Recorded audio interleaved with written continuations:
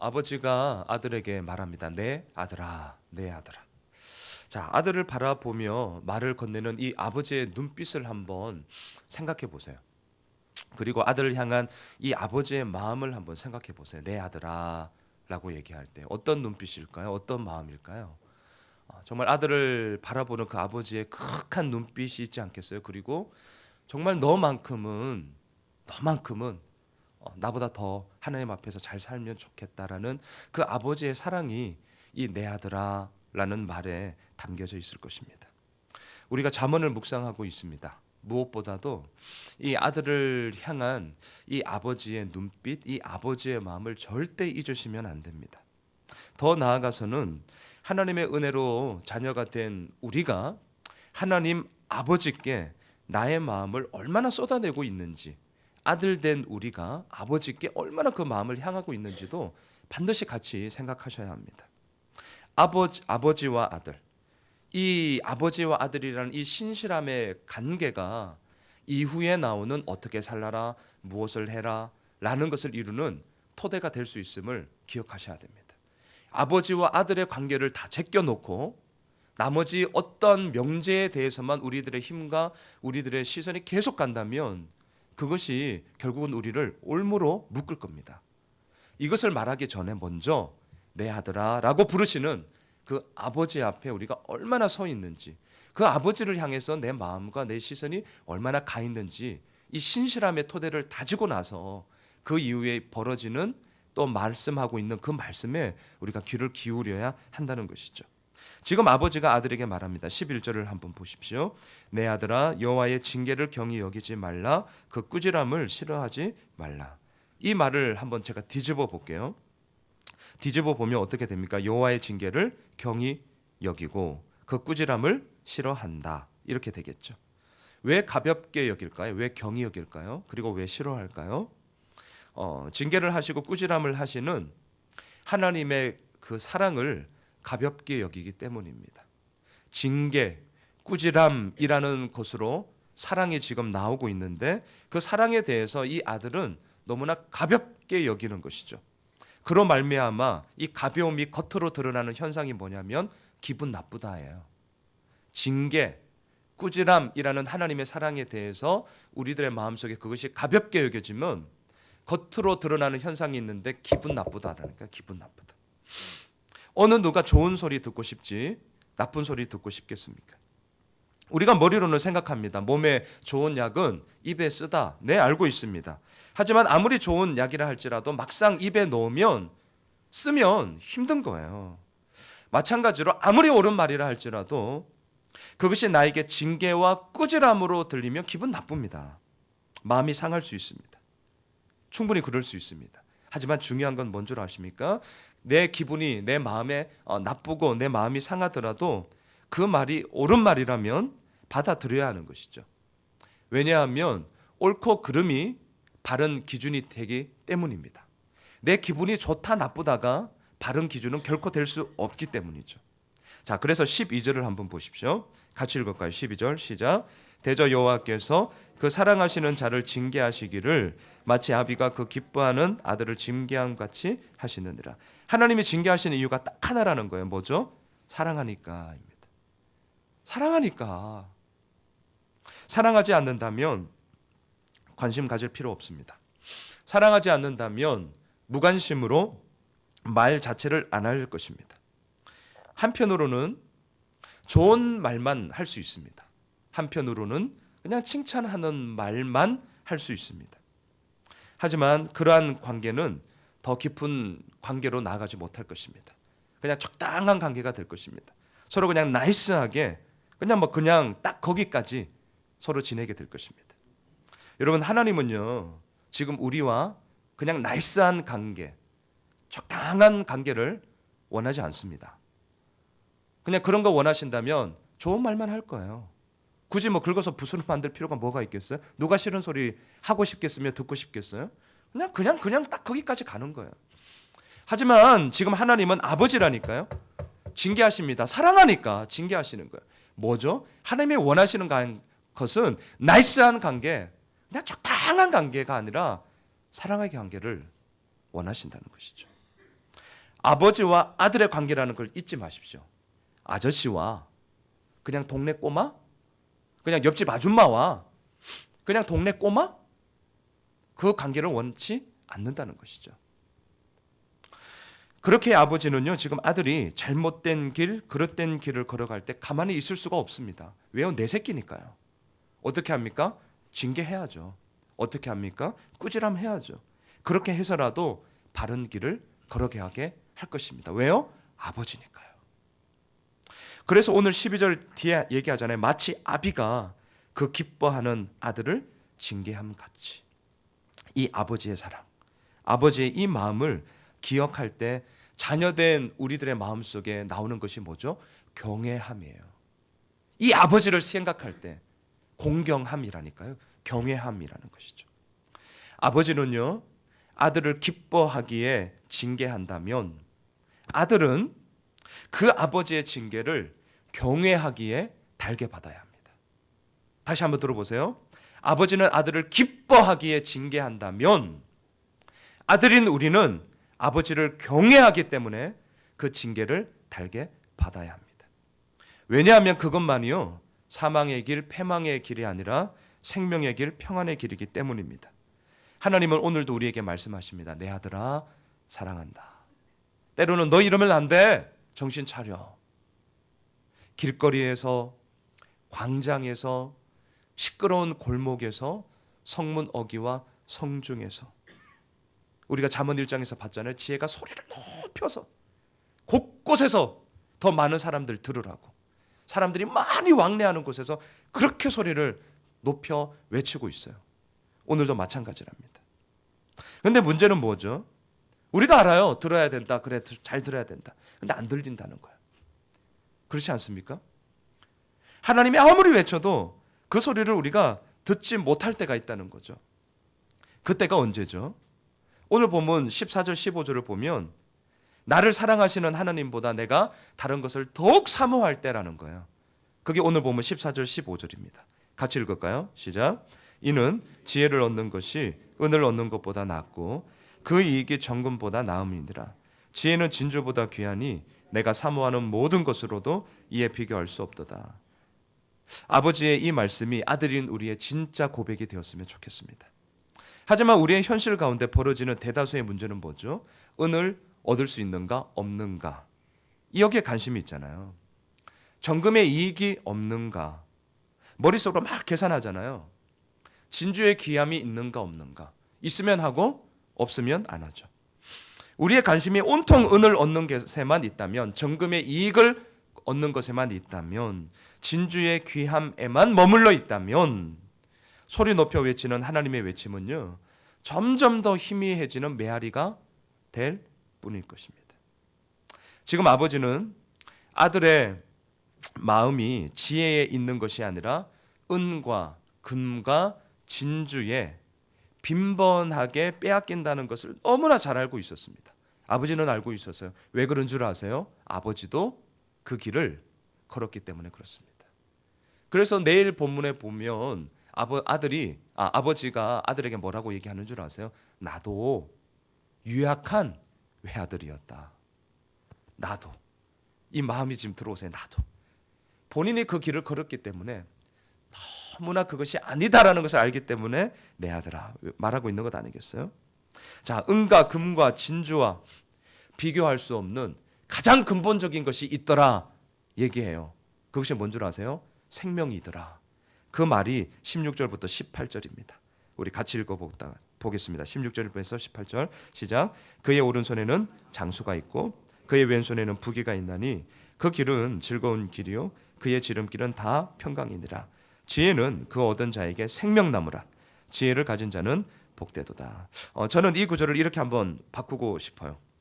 자, 지금 아버지가 아들에게 말하는 거예요. 아들아, 아무리 많은 은을 얻었다 할지라도, 정금의 이익으로 막 떵떵거리면서 아쉬움 없이 풍성하게 산다 할지라도, 진주로 목걸이 만들고 반지 만들고 귀걸이 만들어서 몸치장을 한다 할지라도 저를 보세요.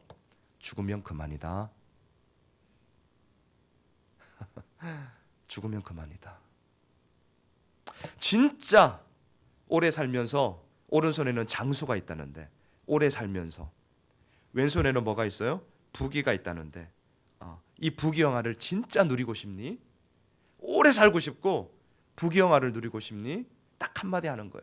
그러려면 지혜를 붙잡아라. 지금 아버지가 아들에게 그 얘기를 하고 있습니다. 말씀을 준비하면서 이 구절을 계속 묵상하는데 한 사람이 떠올랐어요. 누가복음 11장에 나오는 어리석은 부자였습니다. 한 해 농사를 지었죠. 엄청난 결실을 거두었습니다. 곡식이 막 쌓아둘 곳이 없어요. 이 부자는 고민하다가 어떻게 합니까? 더 창고를 지어야겠다. 창고를 많이 짓죠. 그럴 수 있습니다. 근데 문제는 그 다음이에요. 창고 많이 짓는 거, 네, 그럴 수 있습니다. 근데 문제는 그 다음이에요. 이 사람이 뭐라고 하냐면요, 영혼아, 여러 해 쓸 물건을 많이 쌓아뒀으니 이제 평안히 먹고 쉬고 누리자, 즐기자. 자, 무슨 말이죠? 자, 이제 됐다. 이거면 돼. 자, 이거면 돼라는 말에는 하나님도 다 필요 없고 이제 이거면 된다. 진짜 이거면 된다는 거야. 그러자 하나님이 어리석은 부자에게 나타나셔서 말씀하셨어요. 여러분 기억하시죠? 어리석은 자여, 오늘 밤에 네 영혼을 내가 도로 찾으면 네가 준비한 것이 누구의 것이 되겠니? 죽으면 그만이다. 오늘 이 본문과 딱 아니에요? 자, 여러분, 우리가 무엇을 붙잡고 사는지 정말 고민해야 됩니다. 오늘 아버지는 아들에게 말합니다. 은을 얻고 정금의 이익을 가지게 되고 진주의 귀함이 있다 할지라도 그거 쓸모없다, 이 말이 아니에요. 그거 쓸모없다, 이 말이 아닙니다. 은, 정금, 진주, 이 땅을 살면서 필요합니다. 저도요, 이왕이면 많았으면 좋겠어요. 하지만 이것은 그냥 우리들의 삶에 필요한 조건이지 우리들의 삶의 모든 것을 충족하는 충분 조건은 아니라는 거죠. 정말 위험한 것은요, 이것만 있으면 다 돼 라는 이 생각입니다. 그리고 세상은 오늘도 우리들에게 그 길을 걸어가자고 막 유혹하고 있잖아요. 그거면 돼. 지난주 우리 목요일 큐티 본문이었죠. 잠언 1장 11절에 이렇게 얘기하잖아요. 유혹합니다. 그들이 너에게 말할 거다. 우리와 함께 가자. 우리와 함께 가자. 우리가 가만히 엎드렸다가 사람의 피를 흘리자. 죄 없는 자를 까닭없이 숨어 기다리다가 통으로 삼키자. 왜 그렇게 하는 줄 아세요? 1장 13절에 보니까요, 우리가 온갖 보화를 얻으며 빼앗은 것으로 우리 집을 채우리니. 온갖 보화만 있으면 다 된다는 생각 때문이었습니다. 여러분, 오늘도 세상은 이러한 길을 걸어가자고 막 손짓해요. 뭐라고 부르는 줄 아세요? 우리와 함께 가자, 이렇게. 나랑 함께 가자 이러면 우리도 의심이 하도 많아가지고 저놈을 어떻게 믿어? 근데 우리 2명 이상이에요. 막 떼거지로 야, 그 길 가니까 괜찮아. 괜찮은가 보다 이러면서 우리와 함께 가자. 이게 힘든 거예요. 나랑 같이 가자 이러면 내가 너를 어떻게 믿어 이놈아 이러면서 안 가는데 우리랑 같이 가자니까 이게 힘든 거예요. 세상 만만치 않더라고요. 여간 어려운 게 아닙니다. 근데 아버지는요, 이 세상을 너무나 잘 알고 있는 것이죠. 그래서 아들에게 지금 계속해서 말하는 겁니다. 그거 아니더라. 그거 아니다. 오른손에는 장수가 있고 왼손에는 부귀가 있나니. 이게 무슨 말이에요? 진짜 오래 살면서 진짜 부귀영화를 누리고 싶니? 그렇다면 지혜를 붙잡아라. 지금 그 얘기하고 있죠. 자, 그러면서요, 아버지는 지금 아들에게 하나님이 우주 만물을 창조하신 것으로 이 창조의 이야기를 계속 끌어갑니다. 자, 19절부터 21절까지를 우리 같이 읽어볼까요? 19절로 21절입니다. 시작. 여호와께서는 지혜로 땅에 터를 놓으셨으며 명철로 하늘을 견고히 세우셨고 그의 지식으로 깊은 바다를 갈라지게 하셨으며 공중에서 이슬이 내리게 하셨느니라. 내 아들아, 완전한 지혜와 근신을 지키고 이것들이 내 눈앞에서 떠나지 말게 하라. 왜 아버지는요, 지혜를 붙잡아라 라고 얘기하면서 하나님의 이 창조를 말하는 것일까요? 지금 오늘 이 이야기 흐름을 한번 생각해 보세요. 왜 하나님의 창조를 말하는 것일까? 그것은 아버지가 말하는 지혜는 곧 우주 만물을 창조하신 창조주 하나님이기 때문에 그렇죠. 우리가 누누이 지금 잠언을 묵상하면서 우리 목사님들이 말씀하고 있는 가운데 공통점이 있어요. 그것은 잠언을 읽으면서 반드시 써야 하는 이 안경이 있는데 그 안경의 이름은 여호와를 경외함이라는 것입니다. 이 안경을 사용하지 않으면 잠언은 말 그대로 잠언, 격언, 교훈 요걸로만 끝이 납니다. 하나님을 공경하고 하나님을 경외한다는 것이 무엇인지를 한 절 한 절 이 잠언을 통해서 봐야 됩니다. 이 한 절 한 절은요, 삶의 치열함 속에서 또한 깨달은 것을 아들에게 권면하고 또한 자신이 고백하고 있는 그 하나님을 경외함에 대한 신실한 그런 고백이기 때문에 그렇습니다. 자, 하나님을 경외한다는 것은 무엇일까? 하나님을 공경하고 거룩한 정말 두려움으로 날마다 하나님 앞에 서 있는 것. 네, 이게 경외함이라는 사전적인 의미이겠죠. 근데 저는 이렇게 말씀을 묵상하면서 오히려 이 사전적인 의미보다는 오늘 말씀에도 이제 이 창조주 하나님이 나오고 있는데 그 창조주 하나님 앞에서 우리가 딱 섰을 때, 하나님 앞에 서는 것인데 섰을 때 무슨 말을 할까요? 와, 하나님을 공경하고 정말 거룩한 두려움으로 주님 앞에 제가 이렇게 서 있습니다. 이런 얘기를 할까요? 저는 그 생각이 안 들더라고요. 창조주 하나님 앞에 딱 섰을 때 그 경외함이 우리들 마음속에 어떻게 드러나는 줄 아세요? 딱 한마디, 딱 한마디. 그게 뭐냐면 와, 이 느낌을 여러분 잊지 마셔야 됩니다. 이 마음, 와, 하나님이 우주 만물을 다 창조하셨어요. 우주 만물을 창조하신 하나님 앞에서 우리가 서 있는데 진짜 어떤 말이 필요하겠어요? 그 하나님을 경외하면 딱 한마디라니까요. 와, 하나님. 여러분, 거대한 자연의 웅장함을 한번 생각해 보세요. 저 미국에 있는 그랜드 캐년, 나이아가라의 그 폭포의 그 거대함, 아니면 밤하늘을 수놓고 있는 해와 달과 별.